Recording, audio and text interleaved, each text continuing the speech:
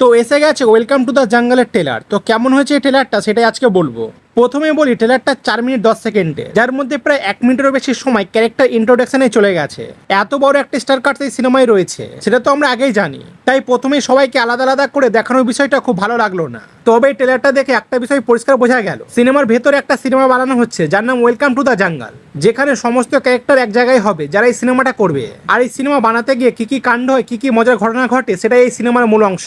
And ট্রেলারের শেষের দিকে এটাও দেখানো হয়েছে যে শুটিং করতে করতে তারা সত্যিকারের একটা বড় লড়াইয়ের মধ্যে ঢুকে পড়বে, যেখানে গুন্ডা ভার্সেস ফেক হিরোদের লড়াই হবে। তাই মোটামুটি সিনেমায় কি কি হতে চলেছে তার অনেকটাই ট্রেলার থেকে বোঝা যায়। এবার কথা বলি কমেডি দিকটা নিয়ে।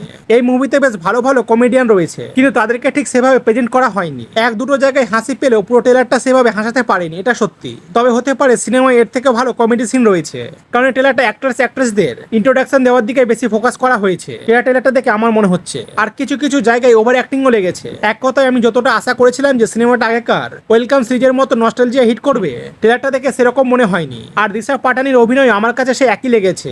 ওভারঅল সিনেমাটা থিয়েটারে আসার পরে বোঝা যাবে আসলে এই মুভিতে কতটা কমেডি রয়েছে। তো তোমাদের কাছে এই ট্রেলারটা কেমন লেগেছে সেটা অবশ্যই কমেন্টে জানাবে। আর দেখা হচ্ছে পরের কোনো সিনেমার ভিডিও নিয়ে।